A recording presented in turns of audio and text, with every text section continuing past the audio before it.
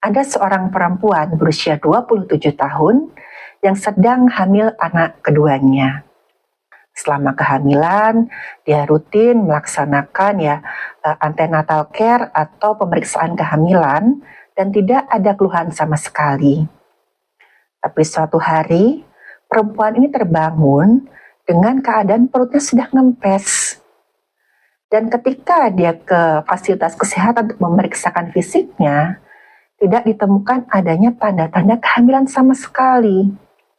Tapi dari pihak keluarga, mereka curiga kalau si perempuan ini menjadi korban suatu praktek ilmu spiritual yang namanya ilmu pujon.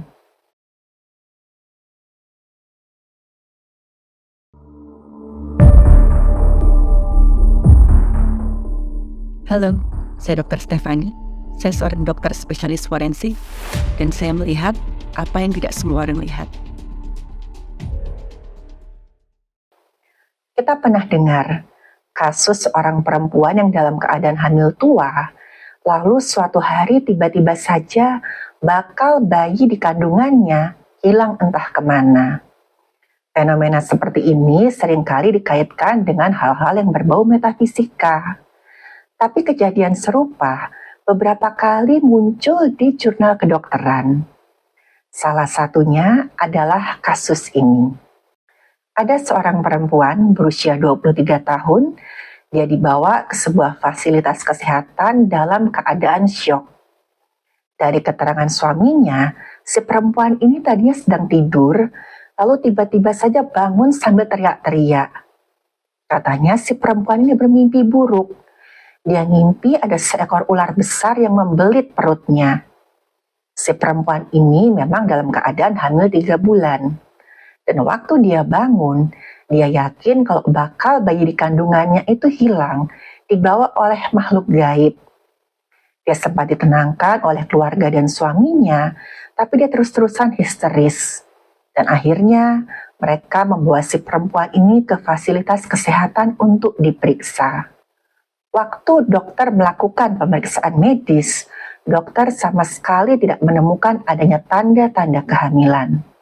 Perutnya nggak membesar, payudaranya juga tidak membesar. Dan waktu dokter melakukan uji tes spek kehamilan, hasilnya negatif. Dilakukan juga USG dan didapatkan ukuran rahimnya normal, nggak membesar. Meskipun begitu, si pasien ini tetap bersikeras kalau dia dalam keadaan hamil 3 bulan. Karena sudah 3 bulan ini dia nggak mendapat haid. Selama ini haidnya selalu lancar, tepat waktu, dan normal. Dia juga merasakan perubahan-perubahan di tubuhnya. Dan selama ini si perempuan ini juga rutin memeriksakan kehamilannya. Tapi waktu ditanya di mana dia melakukan pemeriksaan kehamilan dan siapa nama pemeriksanya, perempuan ini nggak bisa menjawab. Dia bilang dia lupa. Dari sini ya dokter sudah melihat, ini kok kayak agak aneh.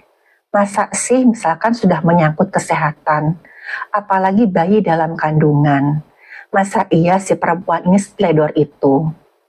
Dokter kemudian mewawancarai suami dan keluarganya.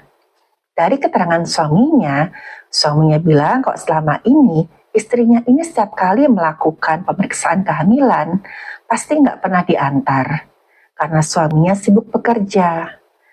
Istri ini selalu melakukan pemeriksaan kehamilannya sendirian. Dan setiap kali ditanya, ya si istri ini selalu menjawab kehamilannya baik-baik aja, sehat, perkembangan bakal bayinya itu sesuai dengan waktu pertumbuhannya. Dan kemudian oleh dokter dievaluasi lagi sampai keadaan kejiwaan si pasien ini. Dan akhirnya dokter bisa mendiagnosis kalau si perempuan ini menderita apa yang disebut dengan kehamilan semu. Jadi kehamilan semu itu merupakan satu keadaan di mana seseorang merasakan dan juga mengalami gejala-gejala yang mirip dengan kehamilan, padahal sebenarnya dia nggak hamil. Keadaan ini lebih disebabkan ya keadaan emosional dan psikologis dari penderitanya. Seseorang yang stres dan begitu inginnya hamil, tanpa sadar stresnya itu mensugesti tubuhnya sampai kelenjar hormon itu mengeluarkan zat-zat yang bisa memunculkan gejala yang menyerupai kehamilan. Misalkan ya, hormon estrogen yang keluar itu bisa mempengaruhi siklus haid. Lalu juga dari stres itu sendiri, itu menyebabkan keluarnya hormon serotonin. Serotonin ini menyebabkan penumpukan lemak di bagian perut dan juga sulit buang air besar dan penumpukan gas di saluran pencernaan. Hal ini yang menyebabkan perutnya itu seolah-olah membesar. Dan tentu saja misalkan dievaluasi, misalkan dari test pack atau dari USG, itu tidak ditemukan adanya tanda-tanda kehamilan. Test pack-nya pasti negatif, dan saat di USG tidak ditemukan adanya tanda kehamilan. Dan apabila seorang dokter sudah mendiagnosis pasien ini menderita kehamilan semu, biasanya ya dokter akan lebih menangani keadaan kejiwaannya. Akan dirujuk ke bagian kesehatan jiwa, supaya nanti dokter ahli kesehatan jiwa akan membantu si pasien ini mengatasi stresnya. Akan digali lagi, ya kenapa dia sampai begitu stresnya dan benar-benar sampai kepingin hamil tuh kenapa. Lalu pelan-pelan dibantu untuk manajemen stres supaya nanti si pasien ini justru ya bisa lebih siap untuk nanti ya diprogramkan untuk kehamilan yang sebenarnya. Karena ya stres tadi itu otomatis kan membuat ketidakseimbangan hormon. Itu nanti yang menyebabkan justru dia akan sulit hamil. Kembali ke kasus si perempuan tadi, ya si perempuan tadi akhirnya berkonsultasi dengan psikiater, dan psikiater kemudian menggali masa lalu si perempuan ini, akhirnya ketahuan kenapa si perempuan ini sampai mengalami kehamilan semu. Jadi si perempuan ini dan suaminya sudah 3 tahun menikah, tapi mereka belum dikaruniai momongan. Dan si perempuan ini jadinya stres. Dia ya memang dari suami dan pihak keluarganya itu nggak ada yang neken si perempuan ini kok untuk cepat-cepat punya momongan. Kata mereka ya kita sedikasihnya aja. Namanya anak itu kan rezeki. Rezeki nggak ada yang tahu kapan datangnya. Dan pasti akan datang di saat yang tepat. Berkali-kali keluarga sama suaminya ini mencoba menenangkan si perempuan. Tapi sayangnya dari lingkungan di luar keluarga, dari teman-temannya, itu justru yang nggak mensupport. Teman-temannya setiap kali mereka bertemu, sering nanya, kamu kapan punya momongan? Kamu kan sudah menikah 3 tahun. Coba kamu bandingkan deh sama teman-teman kamu yang lain. Mereka itu paling lama 2 tahun setelah menikah pasti sudah punya momongan. Apa jangan-jangan kamu sengaja ya gak mau punya anak?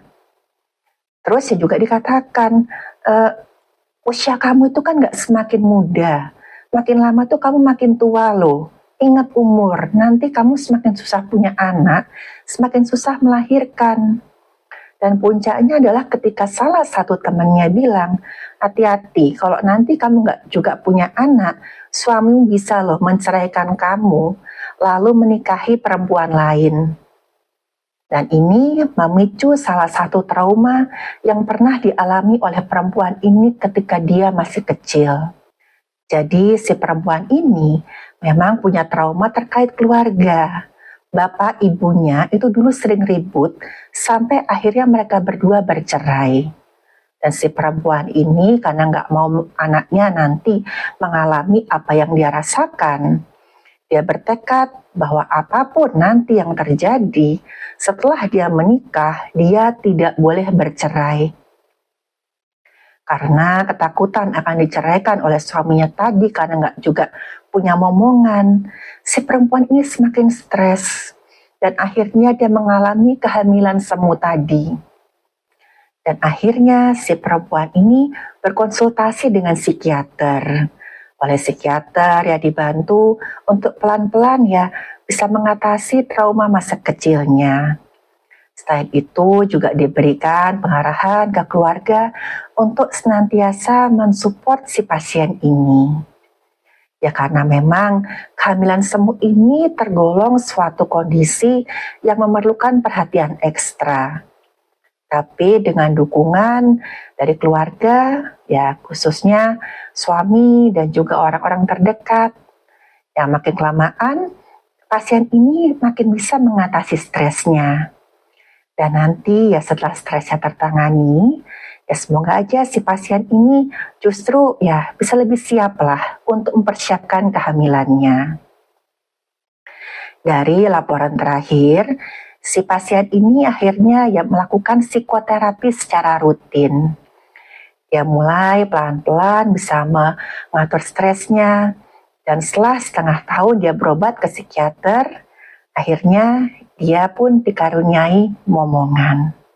Kasus ini menunjukkan bagaimana trauma dan juga ya ingatan masa lalu, juga tekanan dari lingkungan sekitar, itu sangat mempengaruhi kesehatan.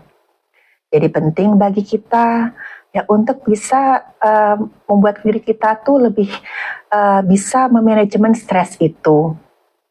Lebih bisa kita bagaimana menyikapinya.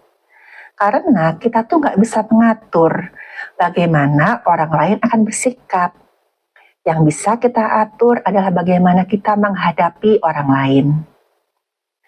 Yaitu tadi salah satu kasus yang pernah dibahas di salah satu jurnal kedokteran terkait kehamilan semu. Tapi ada juga ya kasus serupa yang tidak atau belum ada penjelasan medisnya. Salah satunya adalah kasus berikut ini. Ada seorang perempuan berusia 27 tahun yang sedang hamil anak keduanya. Selama kehamilan, dia rutin melaksanakan ya antenatal care atau pemeriksaan kehamilan dan tidak ada keluhan sama sekali. Ya, kalaupun ada keluhan ya paling mual muntah, itu pun minor dan bisa ditangani. Tapi terkait perkembangan janinnya itu sehat. Dan dia juga rutin USG dan ketahuan kalau perkembangan janinnya itu memang sesuai dengan usianya. Nggak ada tanda-tanda kecacatan atau ya yang membahayakan ibu atau janinnya. Selain kasus tadi, ada juga ya kasus serupa yang belum ada penjelasan medisnya. Salah satu contohnya adalah kasus berikut ini. Ada seorang perempuan berusia 27 tahun yang sedang hamil anak keduanya. Selama kehamilan, ia rutin memeriksakan kehamilannya. Dan dari pemeriksaan, USG, dan lain-lainnya, itu nggak ada permasalahan yang berarti. Bakal bayinya perkembangannya normal sesuai dengan usia. Dan juga ya nggak ada tanda-tanda yang mengarah ke kecacatan atau yang bisa membahayakan ibu atau bayinya. Tapi suatu hari, perempuan ini terbangun dengan keadaan perutnya sudah ngempes. Dan ketika dia ke fasilitas kesehatan untuk memeriksakan fisiknya, tidak ditemukan adanya tanda-tanda kehamilan sama sekali. Dokter yang memeriksa perempuan ini juga bingung, karena si perempuan ini membawa buku kontrol kehamilannya. Di situ jelas tertulis dengan bukti foto USG bagaimana perkembangan bakal bayi si perempuan ini. Dan seharusnya saat itu kandungannya sudah berusia 7 bulan. Tapi ketika diperiksa, seakan-akan si perempuan ini tidak pernah hamil sama sekali. Dari keterangan si perempuan ini, dia sempat bermimpi ketemu dengan seorang perempuan tua yang mengelus-ngelus perutnya sambil bilang, "Anakmu aku bawa ya." Lalu kemudian dia bangun dan perutnya sudah kempes. Dan ini sama sekali nggak ada penjelasan medisnya. Tapi ya di pihak keluarga, mereka curiga kalau si perempuan ini menjadi korban suatu praktek ilmu spiritual yang namanya ilmu pujon. Sekilas tentang ilmu pujon ini, ilmu ini merupakan satu praktek yang diyakini bisa ya menghentikan atau menghilangkan kehamilan tanpa adanya intervensi medis sama sekali. Ilmu ini ya punya dasar budaya dan diyakini di beberapa daerah di Indonesia. Praktik ilmu ini biasanya dilakukan oleh orang yang betul-betul ingin punya momongan sampai ya mau menghalalkan segala cara. Di sini ya nanti akan ada ahli spiritual itu yang melaksanakan ritual-ritual tertentu agar bakal bayi dari satu perempuan bisa dipindahkan ke kandungan perempuan lain. Dan nanti ya perempuan yang bakal bayinya diambil ini seolah-olah gak pernah hamil sama sekali. Tanda kehamilannya hilang begitu aja. Dan biasanya korban dari ilmu ini seringkali mengalami mimpi yang aneh. Kadang-kadang mimpi bagian perutnya itu dikerubuti hewan-hewan tertentu atau bermimpi ada orang yang mengusap-ngusap perutnya. Dan setelah itu, biasanya si korban akan bangun dan seolah-olah gak pernah hamil sama sekali. Padahal sebelumnya, sebelum kejadian itu, sudah jelas perkembangan dari bakal bayinya itu seperti apa. Dan ini sudah beberapa kali ya dilaporkan terjadi. Tapi perlu diingat bahwa ilmu ini tidak punya dasar medis sama sekali. Dan pembuktian medisnya itu juga belum ada yang bisa menjelaskan. Oleh sebab itu ya, seseorang yang menjadi korban dari ilmu pujuan ini benar-benar ya belum bisa diterima secara medis. Pada kasus kedua ini, dokter yang memeriksa sempat melakukan pemeriksaan dalam untuk melihat ya apa ada indikasi pasien ini keguguran atau mengalami yang namanya kehamilan kosong. Kalau kehamilan kosong itu ketika sperma bertemu dengan ovum, terjadi kelainan di bagian ya kromosom atau di DNA-nya. Pada saat terjadi pembelahan, itu tidak terjadi pembelahan yang membentuk embrio. Jadi ya seiring dengan bertambahnya usia kehamilan, bakal bayinya tidak terbentuk.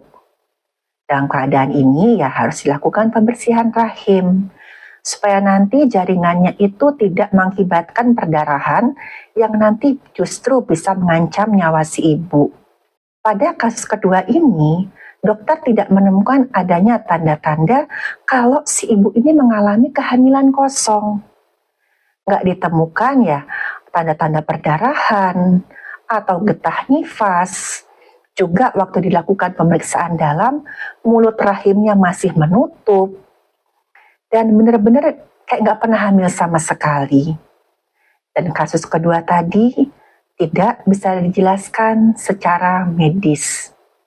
Ketika seseorang mengalami permasalahan terkait kandungan atau kesuburannya, sangat disarankan untuk mencari pertolongan dan berkonsultasi ke tenaga yang sudah ahli, misalkan bidan atau dokter ahli kandungan, supaya nanti bisa diketahui penyebabnya sebenarnya tuh apa. Tenaga medis tentunya bisa memberikan diagnosis yang lebih akurat dan nantinya bisa memberikan terapi yang juga lebih sesuai.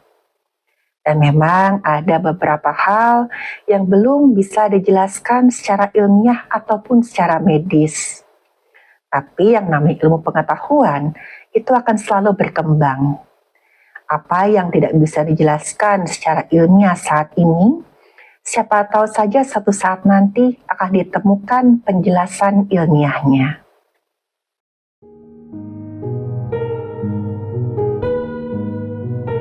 Terima kasih buat yang sudah menyimak cerita saya. Silahkan like, share, dan subscribe.